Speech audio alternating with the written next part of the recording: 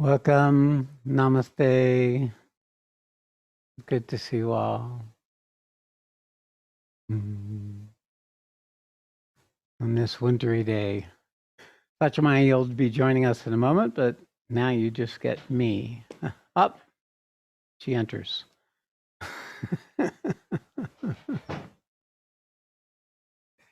Hey. You're already started. Yes. Yes, that's. Setting up dog training. Oh my God.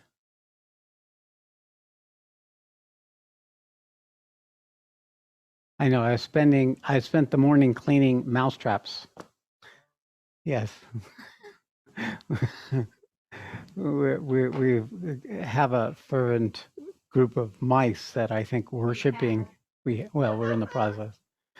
And such mice discovered this little mousetrap that captures them, and then we take them down to the lake and release them. So we had yesterday was a success story for capturing mice. So we're the successful hunters. It takes, and thanks to Arjuna, who was the one who transported them, it takes away my guilt of cutting their heads off, gluing them, or let's see what else, electrocuting. Yeah. I can't do that. So. All right.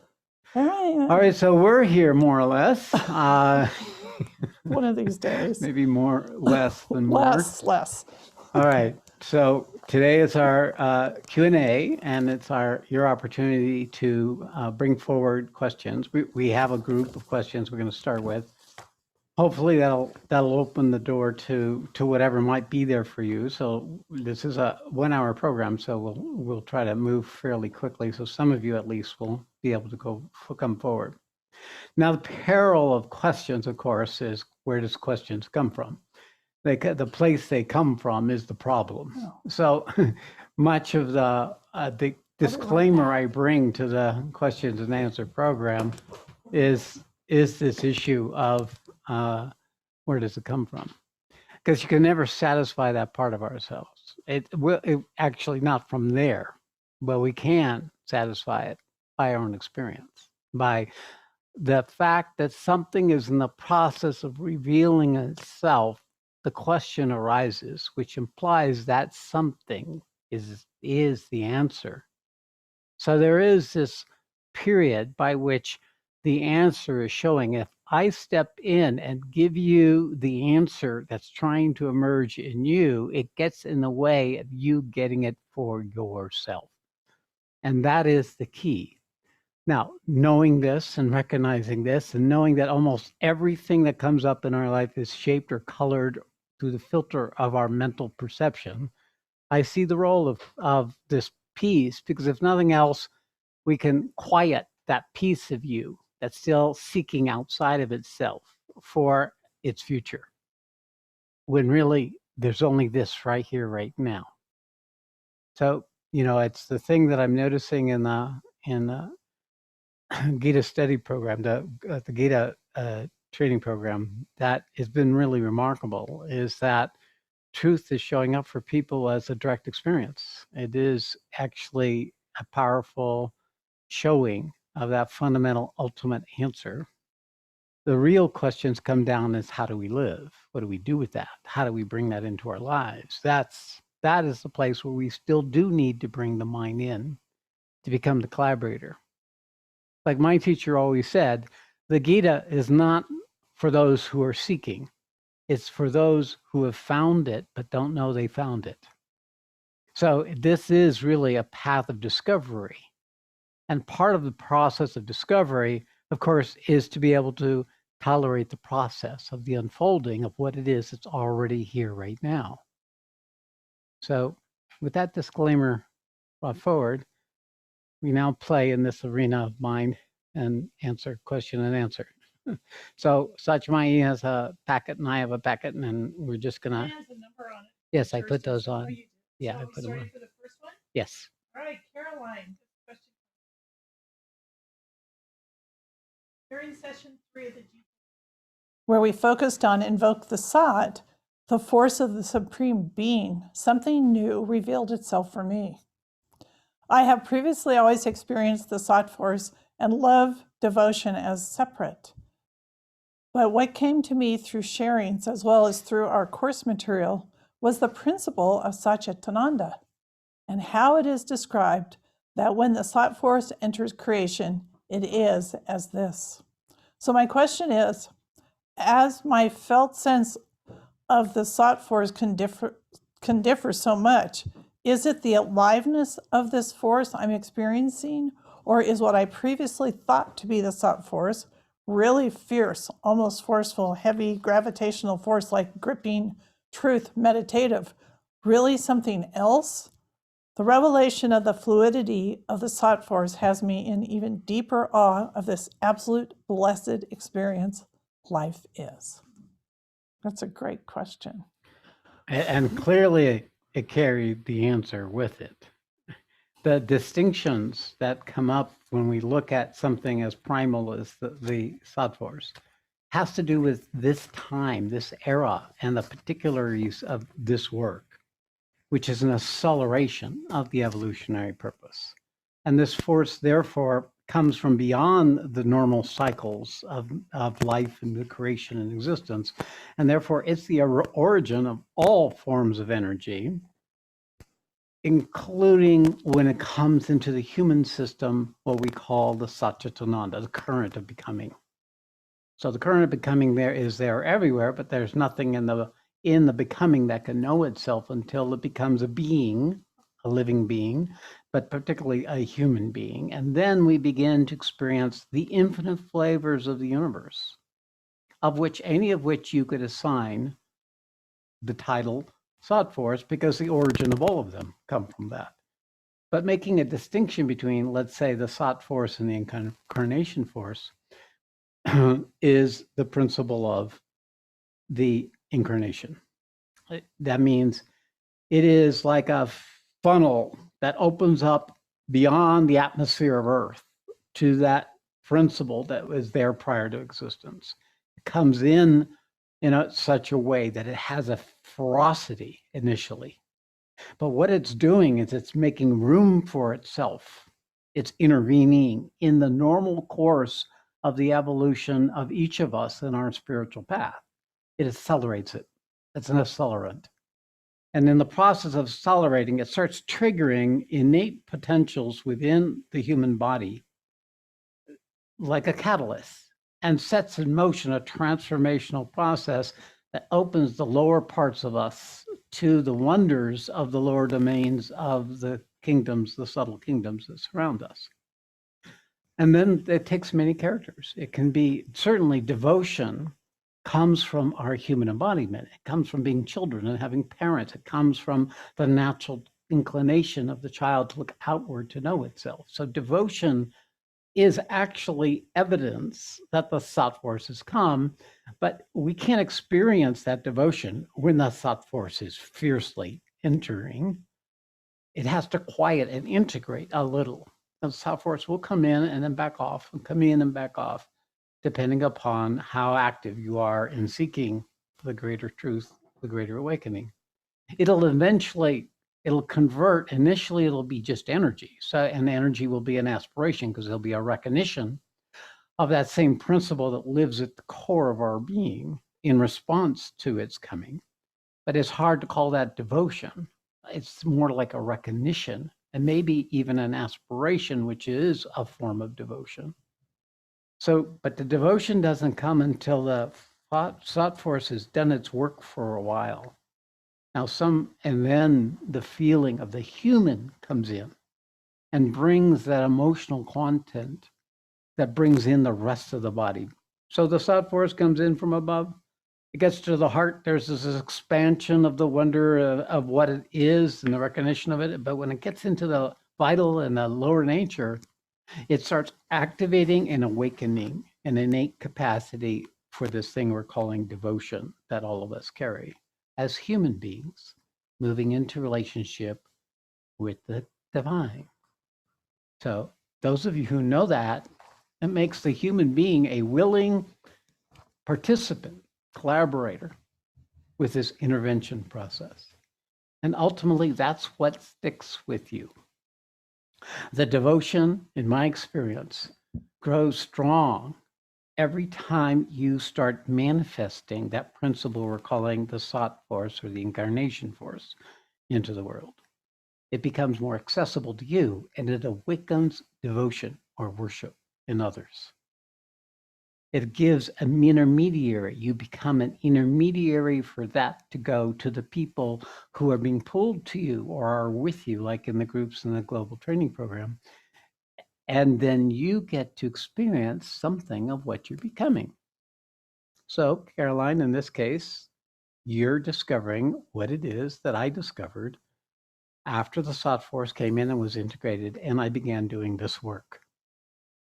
I discovered that the process that I went through took 10 years because I didn't have an avenue of recognizing that I had an opportunity to be the collaborator to what was coming in some meaningful way in my outer life.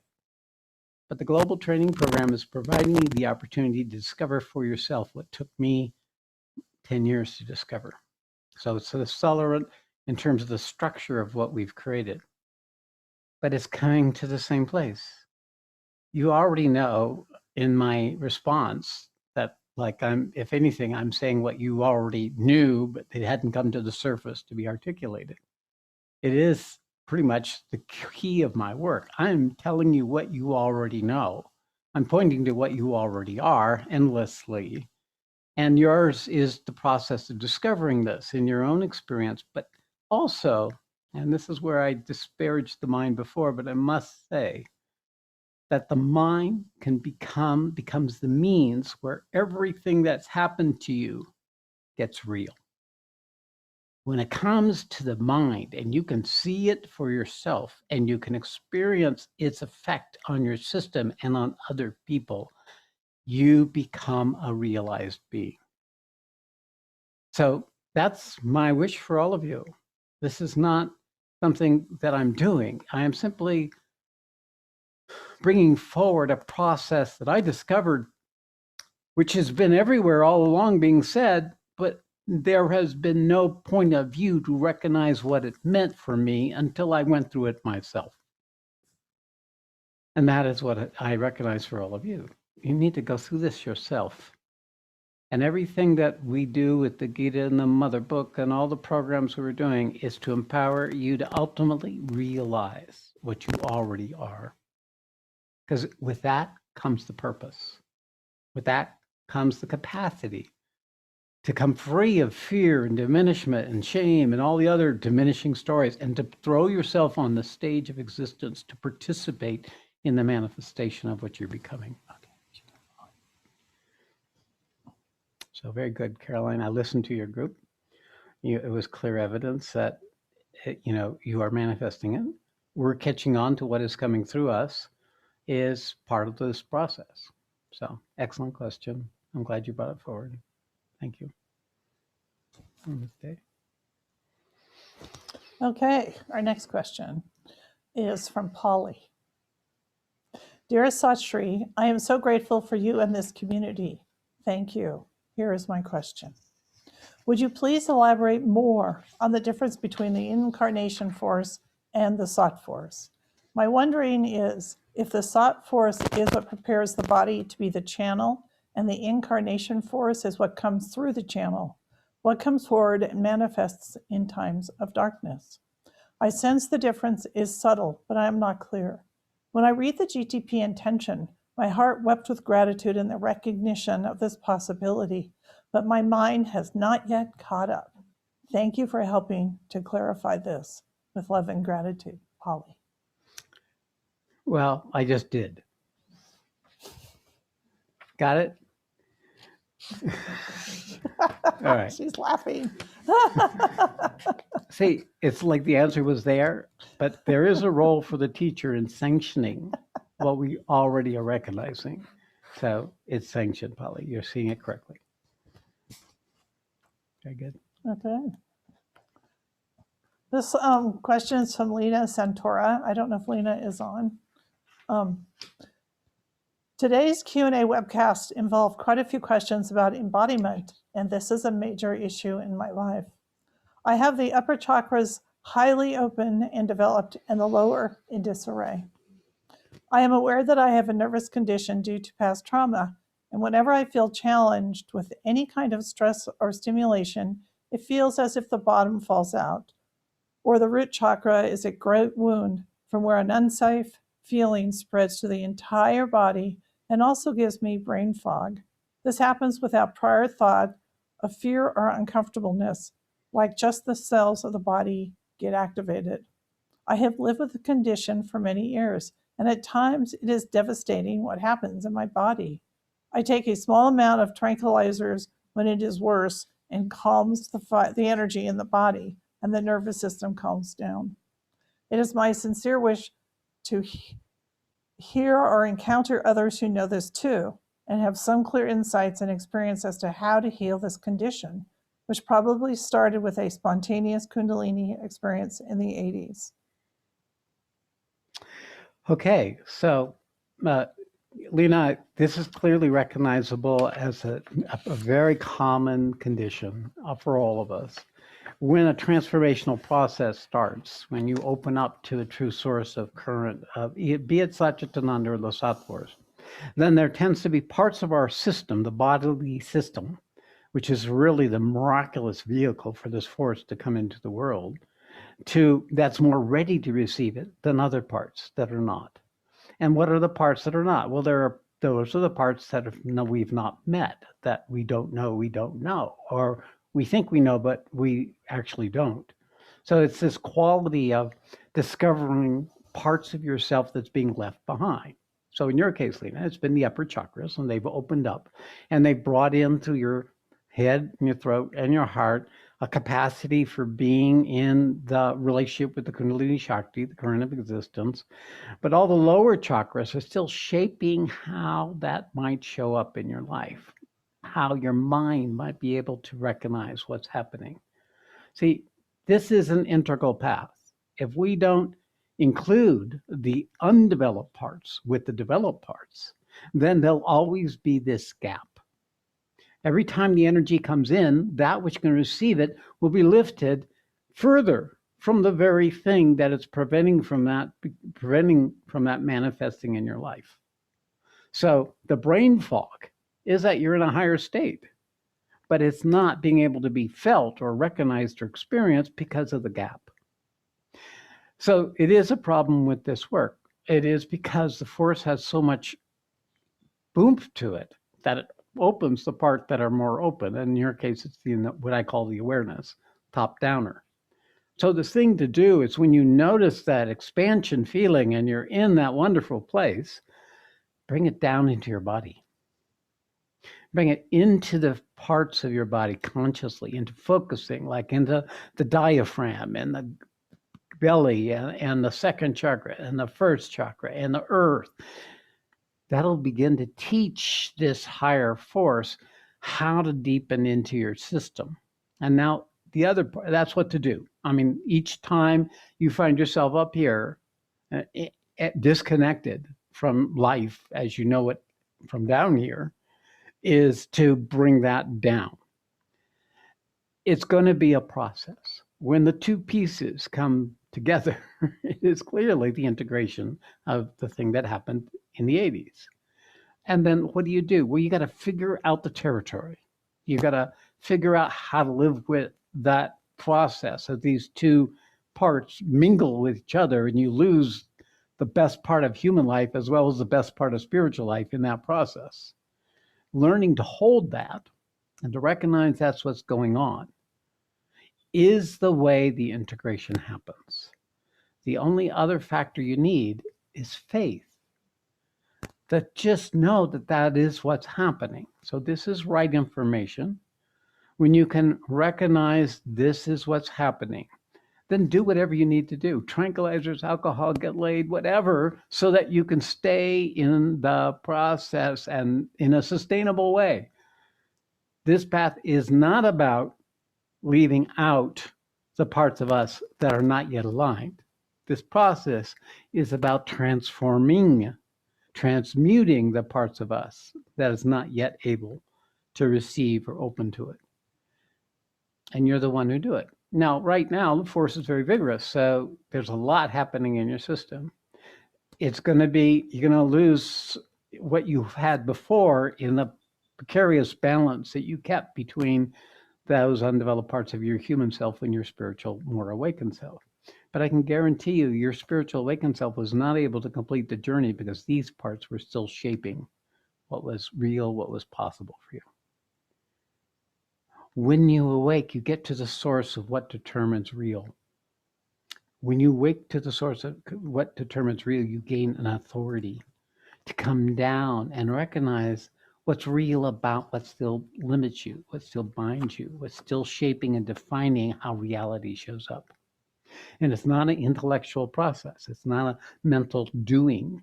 It is really an opening up, an inquiry, and a discovery while you're holding the process as it arises.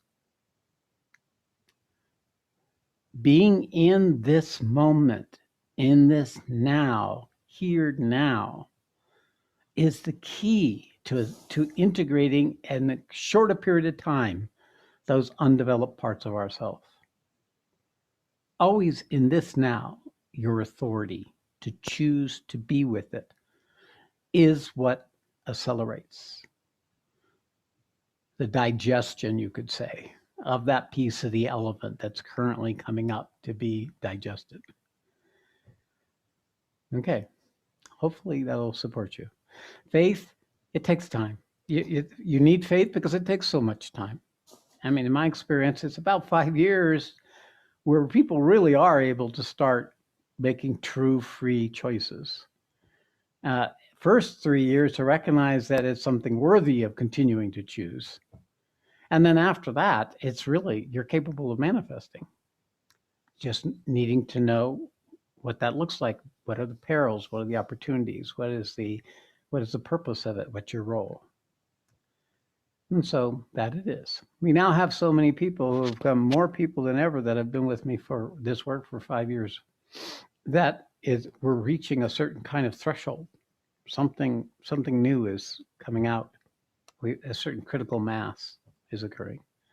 So the kinds of things that are happening now in the GTB, for example, which I'm currently listening to, but it's pretty much everywhere, is an acceleration of people's process, their spiritual awakening, their insights, their recognition of the sacredness of the opportunity of themselves, this work, and each other.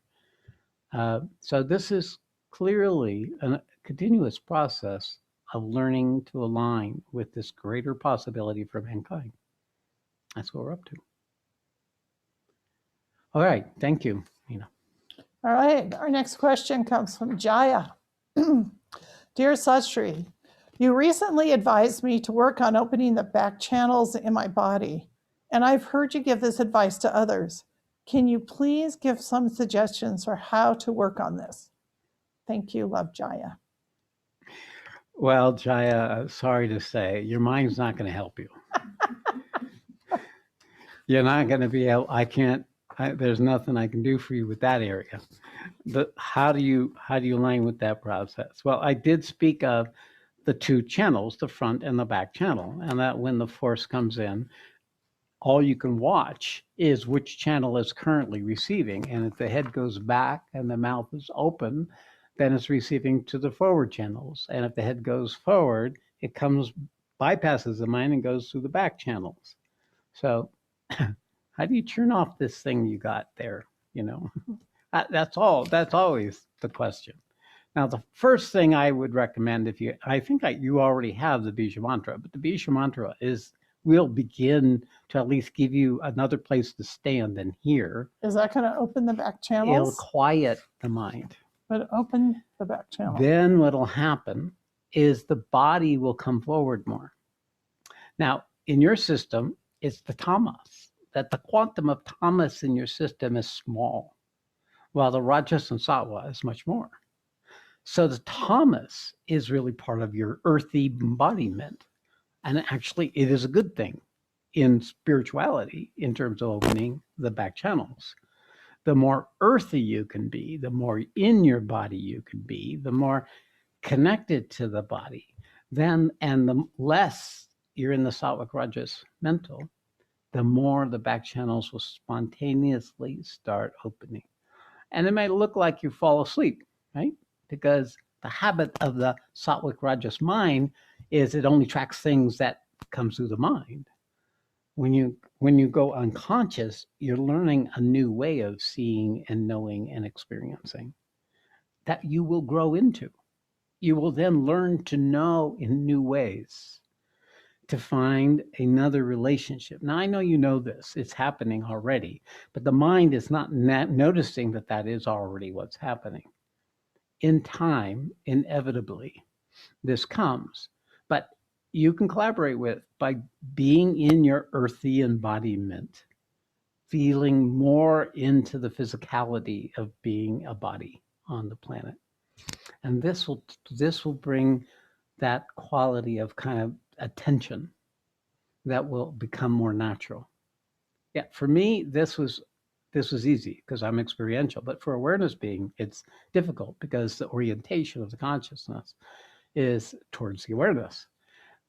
So the experience is the way you just keep being in touch with what's going on without this up here. I know it's hard, so use the Bija mantra to shut it up for a while, and then just let yourself dive into the body. Now, mantras or chants can help you. The elemental and chakra techniques are helping you already. So nothing more needs to be done. Time.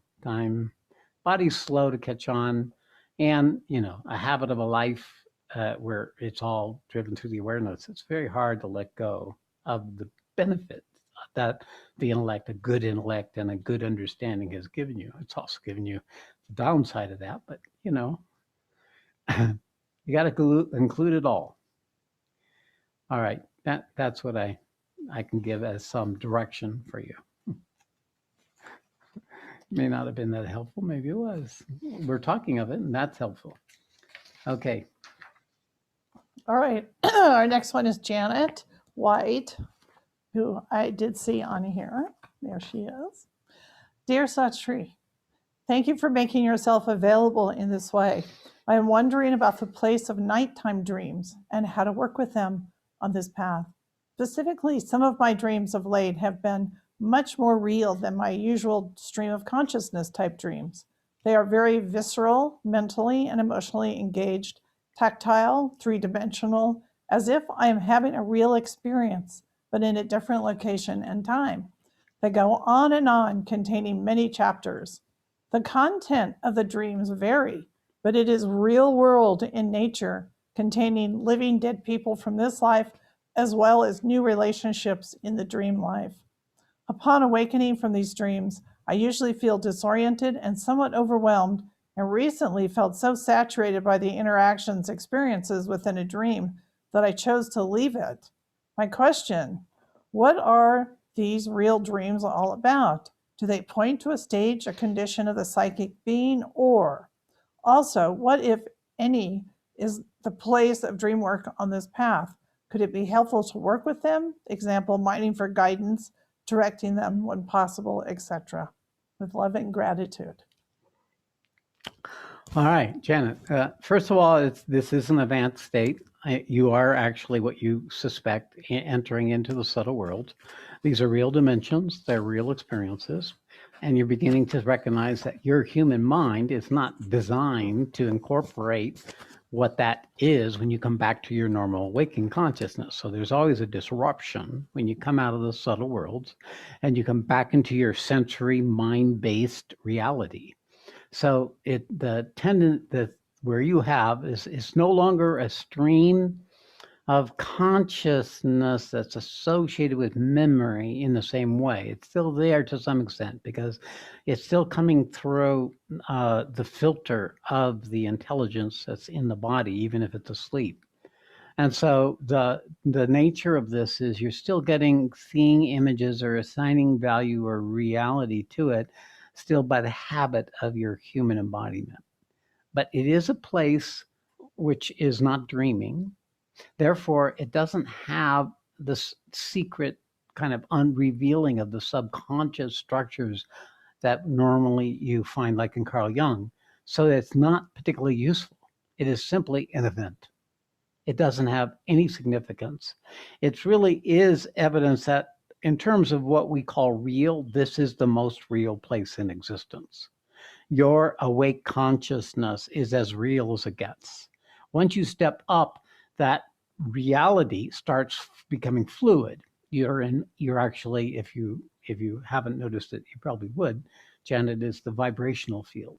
You're entering into this more diffuse, interconnected vibrational field in which all these people and beings are showing up. And they are showing up in part because you're more conscious than most human beings. And so you're meeting events and circumstances that are coming to you that you don't have an organized identity.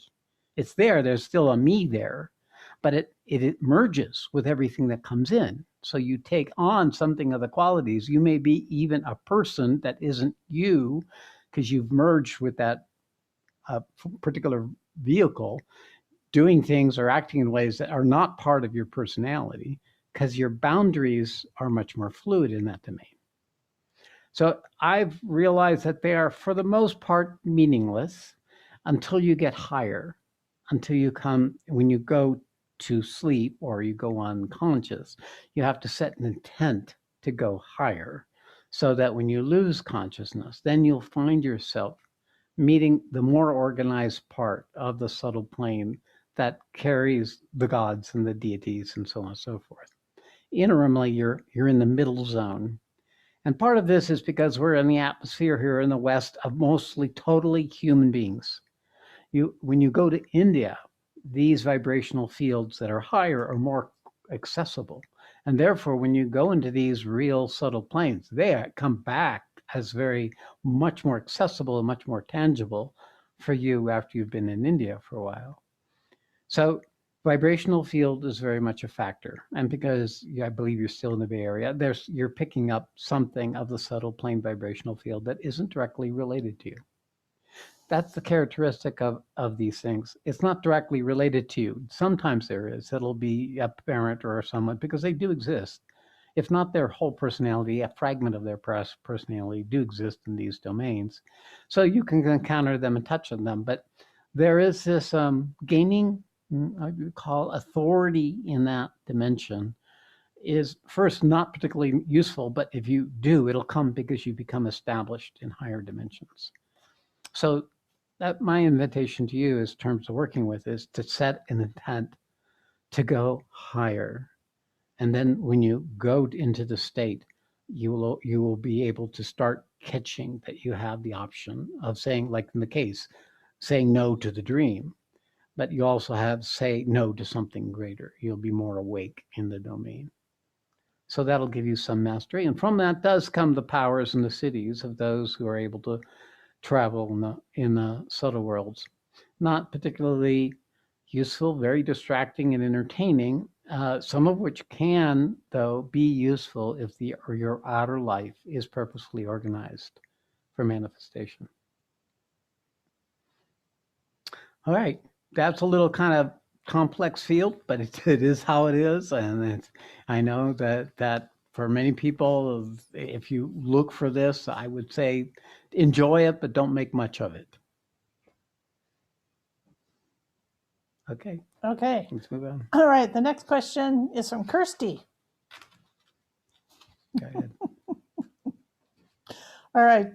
Dear Sat Shree and Satyamai, I would love to hear your teachings, revelations about the following verses in the Bhagavad Gita. During my time with you both, it is the mother book I have been more drawn to because from the outset, the Bhagavad Gita felt disproportionately male-oriented for this journey of consciousness. I know this is a big topic and that New Dharma is doing wonderful work around this big topic. Here, I'm specifically referring to the male-female references in the Bhagavad Gita as opposed to the principles of masculine and feminine. Here are the verses. So chapter 1, verse 41. Krishna, with a preponderance of vice, the women of the clan will become corrupt, and they will lead to a mixture of castes. Chapter 9, verse 370. Whosoever takes refuge in me, be they of sinful birth, women Vaishyas, or even Sudras, they all will attain the supreme state. I keep returning to the Bhagavad Gita, and I cannot just go along with it without raising my question on this aspect and these verses in particular that stir a rage in me. I am sitting with my piece of that rage and anger that swells up. I also want to love all of this song, all of this text, but I feel enraged at this aspect of it, and it being a spiritual text that has a song so potent, yet at the same time it feels like it includes an assumed diminishment in the way it refers to women. I would love to hear your revelations on this inquiry. Thank you, Kirsty.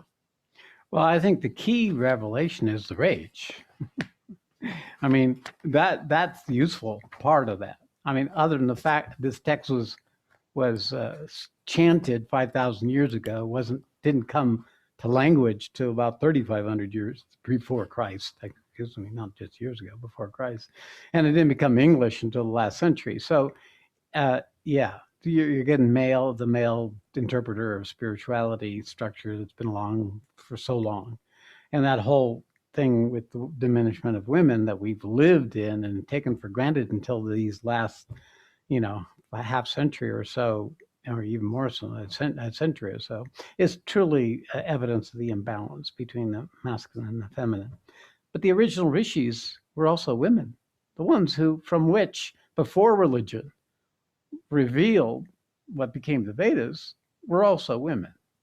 So I believe it was convention, and this is, of course, my teacher is guilty of this, as the Indian culture is very patriarchal, even though it's a feminine dominated and value, the men run the spiritual thing for the most part. So it is still here. And the fact that there's still something in you that cannot just include that is really where the only place that's useful for the work. The rest of it is the nature of what is the rage. Where does it come from? It comes from the suppression of all women for centuries, thousands of years. That is, all women carry a piece of it. And it brings with it the diminishment and the shame as if you're lesser. And therefore, when you come awakening into a spiritual awakening where another kind of authority comes besides being an embodied woman, then, of course, rage is appropriate response. It is the thing that has brought men to recognize their own vulnerability and their own error. So keep it up. And, if I could go and tell my teacher to change this, I would. But, I think it leave this piece in there for us to keep coming to terms with the apparency of the imbalance that is still there within us. Outwardly, but is still there within us. Yeah, this is. Well, this is a wealth, Kirsty, and that's why we're doing the women in spirituality, and why Tonya is doing her piece on the patriarchy, because it is to dive deep into this and looking at where we hold it within ourselves and where we keep it alive in the world. So thank you for bringing this one forward. I agree with you. You could always change the names, but I have to agree with Sat Shree on this. It's an opportunity to see what comes up for you. So, and you have a daughter. So here's your opportunity to not perpetuate your piece of the patriarchy. So. And you got to love it. And you got to know what you resist persists. So yes, what you include dissolves. Right. So the art of coming to resolution is really always ends up to us, in each of us. So this is the process. The world is going to be what it is. I mean, all these forces that are at work are going to be what they are. That has always been the case. Even though now is a much better time for humanity than any other time, we also are more clear about how bad it is relative to these structures of imbalance and injustice and the rest of it.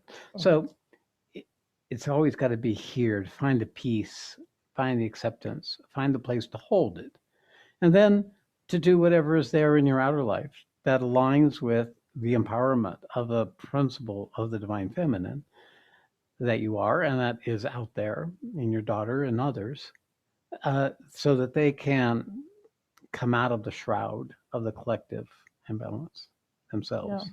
Yeah. Okay. All right, Auntie, you're up next. Good to see you. All right. Dear Sat Shree, for the first 4 years of my retirement, I traveled more than half of my time. Largest part of that was spent going after you in India, in Washoe Valley, and around Europe. Then came the coronavirus, and I have now spent 11 months home in a semi retreat, participating many hours a day in meditation, satsangs, and small group discussions via Zoom. Good for you. Well, in India, Auntie, you did ask Sat Shree if you should quiet it. And so the world responded to your question. The 4 year period of traveling ashram was gloriously fun and really productive to my spiritual progress. But so has also been this 11-month period of being a digital hermit. That's I like that. Digital hermit. The difference is that being home has been much easier. Sat Shree says the same thing. No jet lag, no extremes of climate, no cultural differences, just the safety and comfort of the Finnish nanny state taking care of my physical existence. Can I move to Finland? It seems that I will be able to hide behind the coronavirus quarantine still for some months, but then will come the time of decision. Should I get back to my old lifestyle? Or should I continue enjoying my present carefree existence? My first priority in life is going for spiritual progress under your guidance and spiritual transmission. But can I do it via Zoom from my home? Or is there something you can only give me when I am physically near you? What is your advice about how I should spend my idle pensioner days? Thank you, Auntie. You really are. This is great. I don't think you sound very idle. It is the wanderlust, right? All that suppressed adventurehood that you lived in your working life with family and all that. It's been let free, and now you're a traveler. This is actually, the Hindus have it as a stage of life, right? They leave everything behind and become a forest dweller or a sannyasi living on the side of the road. He became a traveler. So this is our Western version. We can afford it to do the sannyasi phase. So you are in the sannyasi phase of your life. And the sannyasi phase has one purpose, is this coming to a place of completion, of the recognition that there's nothing other than this right here. And to keep diving into the richness of this right here. Now, we don't teach the path of sannyasi other than as a preparation for manifestation. So your path with me is well along the way, where now what's next for you isn't about where you go, but the structure of what you do that is aligned with what you have become. So the global training programs and the training programs are always only meant for you to start finding the modality that allows for you to manifest during this phase of your life, because you're free. You're free in ways. You've completed. It's all there, but it's all complete. Now you can serve something greater. So your search is in fact over. You just don't know it yet. You have become what you've longed for. You've become what I am. My delight, our delight in you is because of the recognition of that. The part of you that still thinks there's more is the Rajas mind. It's the habit of the Rajas. To think that I need to be with Sat Shree or go to India or any of that. It's already there with you. But what you can do is begin to own how you manifest yourself. I mean, we already came to Finland once, right? We went to your apartment and you did your little group, and that was like the door opening for you. That there is a way. Now, it's tough to a bunch of children in a nanny state for them to wake up, because why would they have to wake up? But I assure you there is much dejection and suffering in the nanny state, and that you are a light. You are a soothing force, quality that would be very nourishing. But you're not limited to your nanny state. You're connected to a whole network of people all over the world. And we would all delight to hear and watch and participate with you if you should put together a group for the purpose of sharing the wisdom that has come to you. So that's what I would say is the most important. Now, as for how much can you get from being with a teacher or not being with a teacher, it depends on the stage of the journey. And that there is a stage where the being in the proximity of the physical embodiment of the teacher is very helpful and useful. And there are times where being away from the teacher is even more useful. Maybe coming back and forth like you have done brings a certain degree of saturation. That means you get everything you need. It is having to cut the dependency on that in order for you to discover what you have become in your own right. So, Auntie, it's time for that to happen. You know, and start with small ways or whatever way you wish. There's no reason you should give up the idle pensioner life, but let's include a larger possibility for what's next, because you still carry this part of you like you don't make any difference, but it's not true at all. I know for myself the delight you bring to so many So are you people. asking Auntie to start a study group Or an whatever. inquiry group or Right. a meditation group? Yes. So you asked, there you go. So you get in touch with Jaya or Satyapriya, and they'll set you up. It should get really interesting from there. All right, Auntie, thank you. And you still can come and visit and travel with us. We love your company. I miss you being in the front of the room. Yeah. Thank you. Okay. All right. So, Radha, you're the last one. And she smiles. Sat Shree, can you tell us about the neck mala and the wrist mala you wear, and why do you wear them? I like them.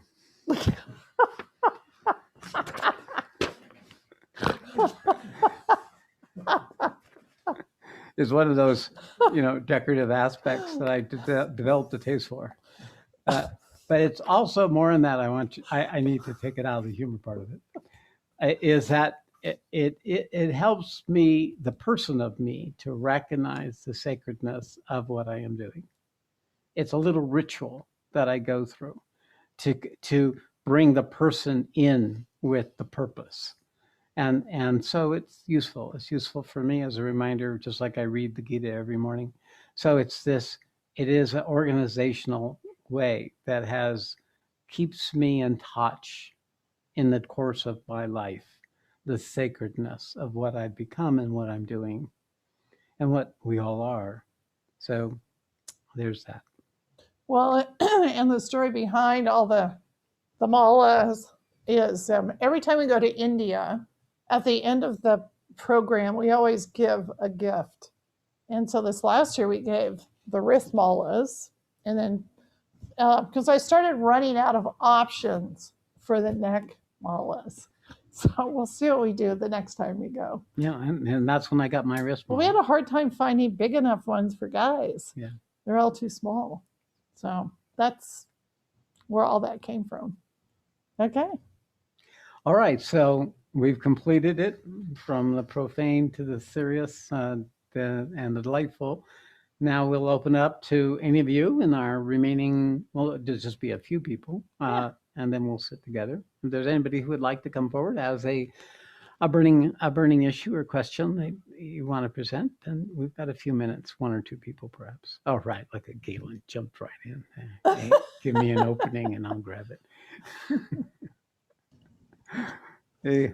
Hi Hey. to both of you. Yeah. I had a question that it's a bit of a follow-up to this question about darkness that we spoke to. Sorry, let me ground myself. I wasn't expecting to go on so early, so now I'm like Yeah. That's what happened. So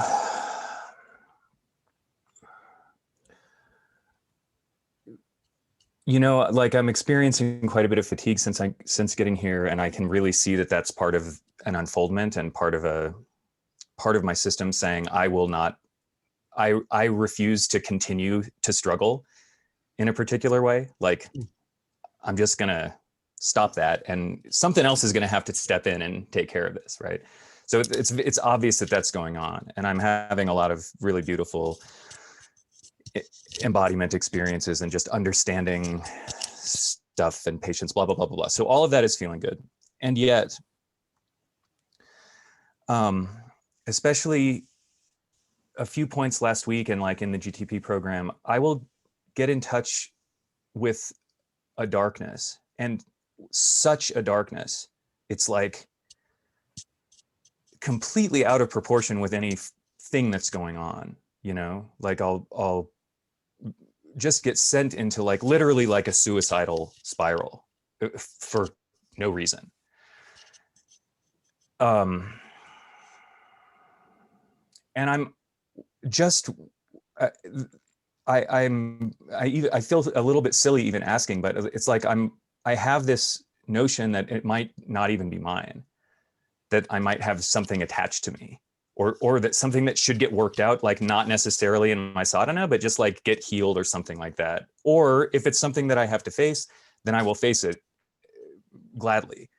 But I'm wondering if I could just get if you could sort of like look into my system and get some understanding about what that just overwhelming inability to see the light that sometimes like just totally clouds my consciousness is. I have a follow-up question. Has that been happening for you your whole life, Galen, or is that something that just happened because you're here? No. This is very old. And in Very fact, old. like Okay. my Yeah. mom told me when I was about 3 that there was this day where like I went from being a happy, wondrous child to suddenly like in a day becoming kind of brooding and melancholy. Got it. Okay. And then I also did all this work with this previous teacher who I think was not so careful in terms of protecting his students, but also opening up their systems very widely. So I'm just, yeah, this is my question. Okay, so first to let you know, you are the greater authority. The darkness is arising. You are the authority to choose how to be with that or not. So it happens because you're embodied. Your embodiment is the secret of your authority over these things. Secondly, this is not, everyone carries different degree of darkness. Some people have carried it for lifetimes. Often it's evidence of people who have in the past attained a state and that got overtaken. Due to vulnerability, due to bad circumstances, due to choices, alignment with darker forces around them. So defeats and losses that could have occurred, and then resentments and betrayals. So some people carry a quantum with them. You'll always take a birth where that quantum can try to work itself out, because that's what ego does. It keeps taking on the same karma without knowing that you're trying to solve it by becoming the problem again. But you can't. This is the thing. You have found the path. You choose irrevocably the goodness. You choose the positive. And you choose it as part of your sadhana, as part of your work, as part of your purpose. And then as time goes, what you're basically doing is recovering that child that before the darkness came back to you. You're recovering that innocence and truth of you. It is clearly very strong in you.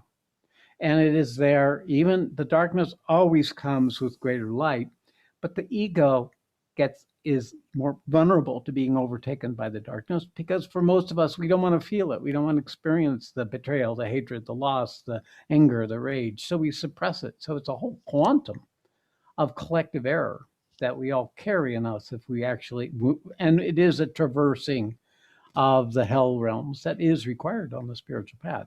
But you don't need to seek it. You've been in the hell realm. You don't need to live there anymore. There's nothing in there for you. No benefit for you or the world.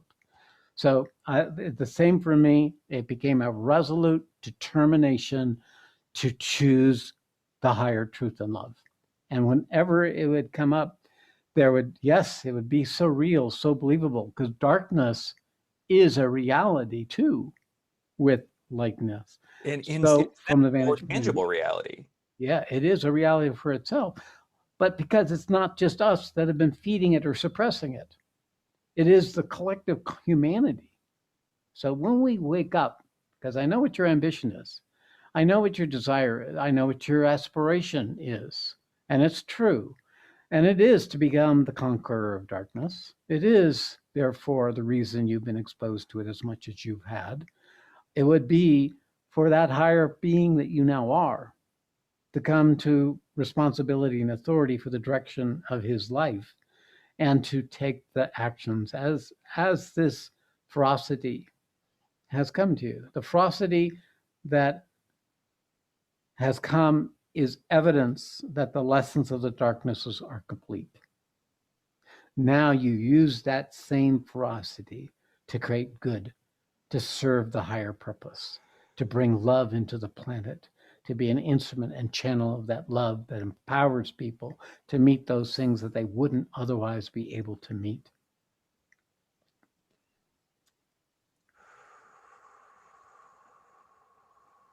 One more person. Yeah. So there you Got it. have it. I know this journey. I know what it is. Just keep choose the greater good. Choose the positive. Don't give attention to the negative.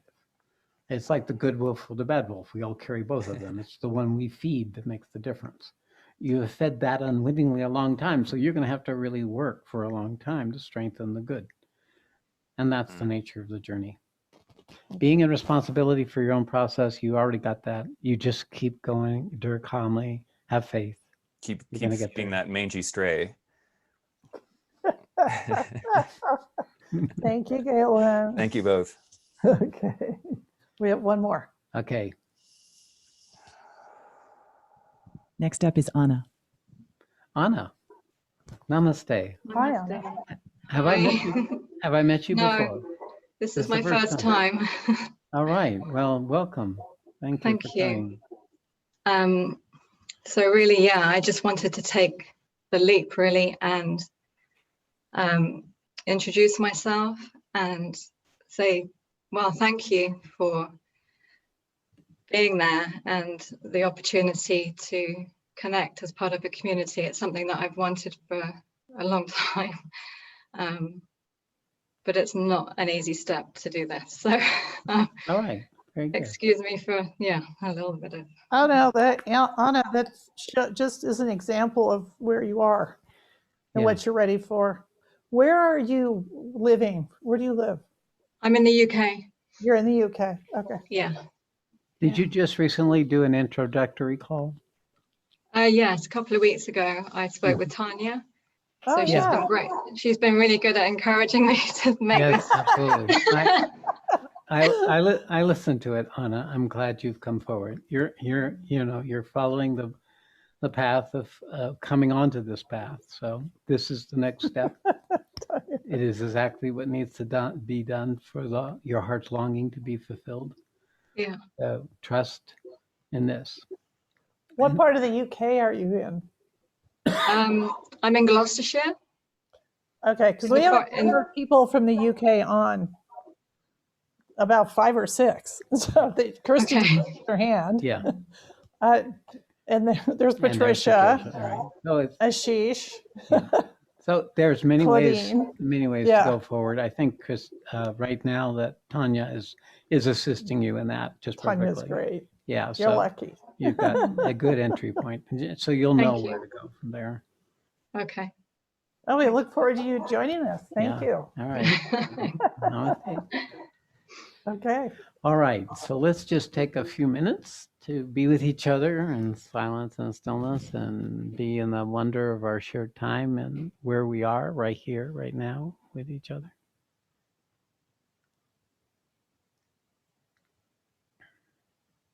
And we have a number of programs coming up. I'm doing a satsang on Friday and a intensive on Saturday. So you can check into those, see if that's something you'd like to join us with. And then next Tuesday, we will do World Peace Meditation. Yeah. So. And that'll be an important one to do. And for those of you who are looking forward. We got a 9-day retreat coming up in, I think, 2 or 3 weeks. Oh, mic's off. Okay, so for those of you who can't read lips, I was just mentioning that we also have a 9-day silent retreat coming up in, I think, 3 weeks. So, That's why I went silent. yes. Okay. All right. I'm turning off now. Okay. She's really turning on. Really?